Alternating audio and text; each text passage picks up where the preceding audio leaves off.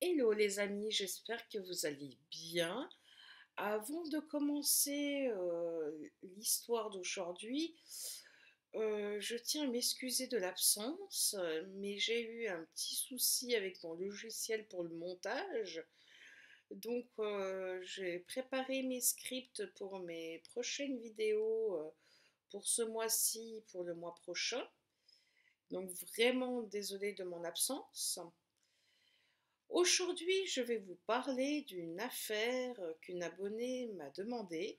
C'est l'affaire de Marie Trintignant. Calez-vous bien sur votre canapé et on se retrouve à la fin de la vidéo.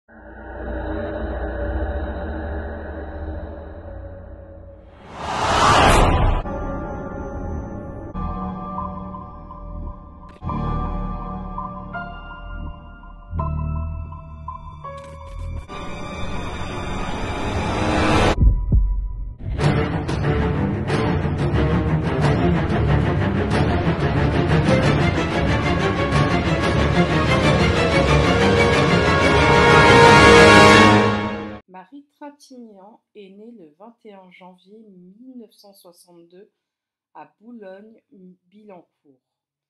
Elle est la fille de l'acteur Jean-Louis Trintignant et de Nadine Trintignant. C'est en 1966 que Marie commence sa carrière d'actrice dans le film Mon amour, mon amour. Sa notoriété bondit en 1980 grâce au téléfilm La Garçonne réalisé par Étienne Perrier. Marie, qui est déjà mère de 3 enfants, rencontre quelques années plus tard Samuel Benchérit avec qui elle se mariera en 1988. De cette union naîtra un petit garçon. En 2002, Marie rencontre Bertrand Cantat, le chanteur du groupe Noir Désir. Ils tombent amoureux et quittent leurs conjoints respectifs pour s'engager dans une relation tumultueuse. Au printemps 2003, Marie part en Lituanie à Vilnius pour tourner le téléfilm de Colette. Bertrand l'accompagne. Le couple s'installe dans un appartement-hôtel, le Domino Plaza. La mère de Marie fait aussi partie du voyage car elle est la réalisatrice du film. Son frère et son fils aîné font également aussi partie du voyage. La famille de Marie est donc très présente lors de ce tournage et Bertrand ne supporte pas beaucoup. Il y avait un peu de jalousie dans le couple. Bertrand avait du mal à supporter la relation que Marie entretenait avec les pères de ses enfants et Marie avait du mal à supporter la relation que Bertrand entretenait avec son ex-femme. Dans la nuit du 26 au 27 juillet, une bagarre éclate entre Marie et Bertrand suite à un SMS que Marie avait reçu de Samuel, son ex-mari. Lors de cette bagarre, Bertrand gifle plusieurs fois Marie très fort, au point qu'elle s'écroule près du sofa. Pensant qu'elle dormait tout simplement, il la met au lit et il essuie le sang qui coulait un petit peu du côté de son visage. En larmes, il appelle ensuite Samuel pour lui raconter la bagarre.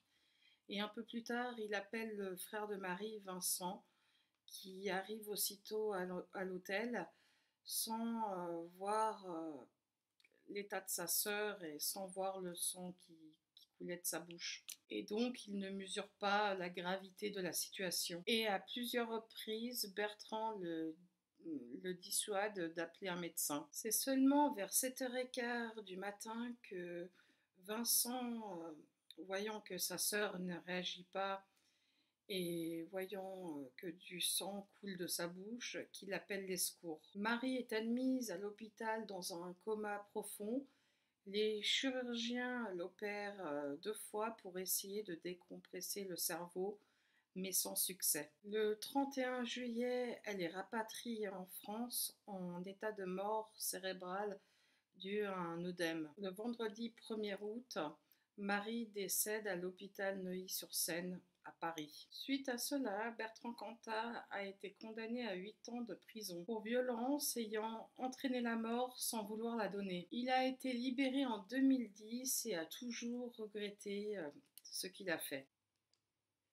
Et c'est ainsi que se finit cette triste histoire. J'espère que la vidéo vous a plu. Bon, je sais qu'elle est un tout petit peu courte, mais comme elle est un peu courte, il y en aura une autre dans le week-end, si jamais. Et il y en aura aussi une la semaine prochaine pour me rattraper un petit peu. Et un peu plus longue normalement. Donc voilà les amis, moi je vais vous laisser. Je vous souhaite une bonne soirée et je vous dis à la prochaine. Ciao ciao.